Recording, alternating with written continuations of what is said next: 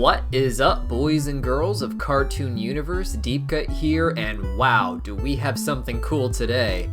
We thought we wouldn't get any more Steven Universe future content until the new episodes come out tomorrow night, but Cartoon Network graced us with an awesome new clip from the series, and there's some background information that proves a few things to us. We're gonna break it all down for you here, but before we jump into that, I just want to let you know that we are hiring here at Cartoon Universe. If you want to make videos about your favorite cartoons and get paid to do it, just watch the video until the very end to see a message from Hailey about how you can apply. Now let's get cracking. The new clip opens with this mystery gem sparkling and opening her eyes in Steven's bathroom. It becomes apparent that she was bubbled until recently, and she is just now waking up from her corrupted form for the first time, as her horns and such are a bit concerning to her.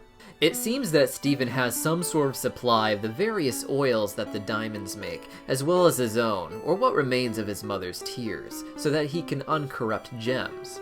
Considering it took thousands of years to bubble up the gems that they did have in the temple, and Jasper was still able to get dozens more with her short time on Earth, it stands to reason that there are still gems running around the Earth who are still corrupted, and they would need to be poofed, bubbled, and uncorrupted one at a time.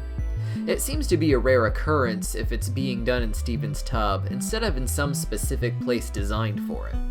Perhaps over the last few years, with the help of all the various uncorrupted gems of Little Homeworld, they were able to do a worldwide hunt for the remaining corrupted gems, and this new one is a bit of a rarity left over from that time. She has a lot of questions and isn't so trusting of Steven, thinking he might be a threat, and she is very sure that that is what a plunger is for, which Steven touches, by the way. He touches the plunger, not the stick, not the handle. He touches the end of the plunger that you stick into the toilet with his bare hands.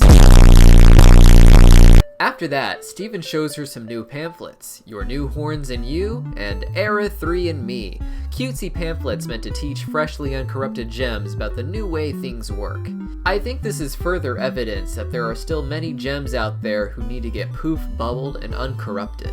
Otherwise, why would they make all these? This new gem never reveals her identity, unfortunately, so fans have been trying to guess what type she is based off of her voice.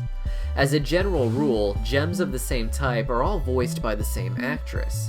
It was kind of hard to tell who she was. Some people thought it was the voice actor of Jasper, others believed it could be a rough approach from the actress of Cherry Quartz.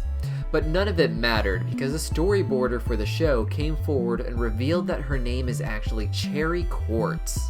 This would explain why she not only sounded different, but also why she looks different. But it also raises a lot of questions. For instance, does she have her own kindergarten? We have seen the prime kindergarten for Amethyst and the beta kindergarten for Jaspers, and presumably one was made afterwards to create the rose quartzes at the human zoo. But where does Cherry come in? Well, considering that she is closest in color to Pink Diamond, is it possible that there is an alpha kindergarten where Cherry Quartz was made, giving Pink an entourage of her own color? Possibly, but it is strange that Pink Diamond got really excited about the Amethyst being born, as if they were the first to be made on Earth. Plus, we see no Cherry Quartzes around her at the time, or really in any other time as well. This makes me think that Cherry isn't even from her own kindergarten, but rather that she was an off-color. After all, off-color seemed to be a lot more tolerated back in Era 2 than we previously thought. While entirely useless off-colors like Paparazza may have been shattered for their lack of useful skills, we do know that other gems who came out wrong seem to exist in proper gem society, such as Carnelian. Carnelian seems to be overcooked, like Amethyst, coming out short in size, but also has a different gem type and color than the Jaspers. If she could pop out of the Jasper kindergarten, then maybe this Cherry Quartz is a rarity in the gem world as well, a single off-color from the Rose kindergarten. It would explain why we haven't seen any like her in flashbacks, on Homeworld, or since the corruption has been cured. A fun fact about Cherry Quartz is that its special spiritual property is that it helps you gain hope, specifically by getting rid of anxiety about the future. In this entire clip, as well as the trailer that we received earlier last month, she seems rather anxious about the future, and her arc is likely going to be about adjusting to this new world. She will also likely be a proxy for Steven to work through his own anxieties about the future. As we said before, the series description says that Steven is running out of other people's problems to solve, and without them, what will he do? The clip seems to come from the very first episode of the new series, likely from the first 5 minutes considering the context. The episode overall seems to be about Steven showing this new gem around Little Homeworld and the new Little Home School, where gems come from all over the universe to learn how to adjust to this new order. According to the description though, there is one gem who refuses to attend. Will the episode end with Cherry feeling too alienated and deciding not to be a part of this? Or perhaps this will actually be Jasper who refuses to attend, setting her up as a villain for the rest of the series. Only time will tell. All in all, this is very exciting, and I can't wait to see the full episode. Remember that they air on Cartoon Network at 7 this Saturday, so don't miss it. We will have lots of new videos coming the week after, and we will be doing a live stream right after the episodes air, which will be at 6 p.m. Pacific Standard Time. So come to the channel and hear Hailey's thoughts on it then. And speaking of Hailey, here she is with information for you on how you can come work with us at Cartoon Universe. Take it away. Hey everyone, this is Hailey popping in for a minute. If you're still watching this video, I would like to let you know that once again, we are looking for new hosts for the channel.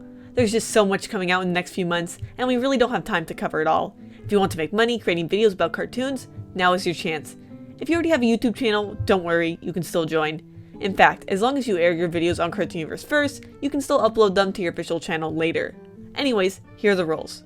So for your age, I would like you to at least be turning 18 in 3 months or less, or be older than 18, since once you turn 18 you can have a PayPal, which is what I would like to pay you through.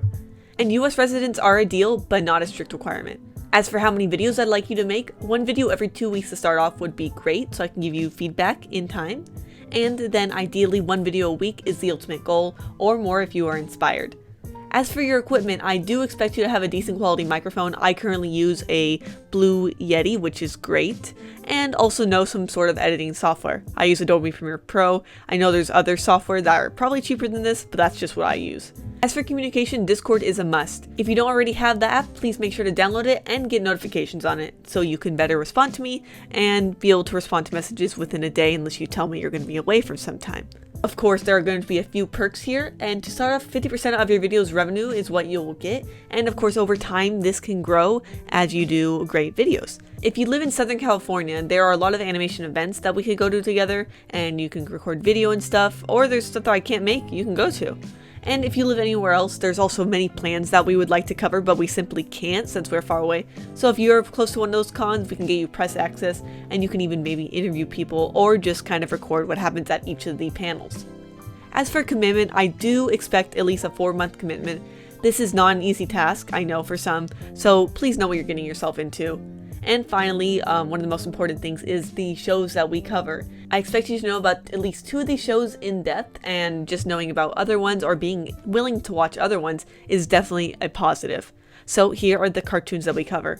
Of course there's Steven Universe, but I should note that you probably won't be able to make too many Steven Universe videos since DEEPCUT and I had those pretty much covered. But if there's something you really want to make, or if it's something that you have a great idea for that we would not have thought of, you can definitely make a video on Steven Universe. The Dragon Prince, Ruby, Tangled the Series, Infinity Train, Villainous, Miraculous Ladybug, Young Justice, Rick and Morty, Final Space, Hazbin Hotel, Carmen Sandiego, Castlevania, Star Wars The Clone Wars, Adventure Time, Amphibia, Avatar The Last Airbender, and The Legend of Korra, and some upcoming shows that we might possibly cover are Owl House and Glitch Text. Or if you want to specialize in reviewing new shows / making video essays on various cartoons, let me know. I may miss some, but that's more or less the list. And so finally, to apply. Show me something that you have made that requires a voiceover. I can teach you how to edit, but sounding good while being recorded is the most important part. It can be something you made just for this application as well. Bonus points if you make a mini-theory video or something that would be directly for the channel. You can also link me to any scripts you have made. Email cartoonuniverses@gmail.com with a link to your video sample and what shows you have watched. Also a little bit about yourself would be great so I can get to know you. If you have applied before, you can try again if you gotten better at making videos. There's no real time limit here, but the sooner we can get started, the better. Thank you!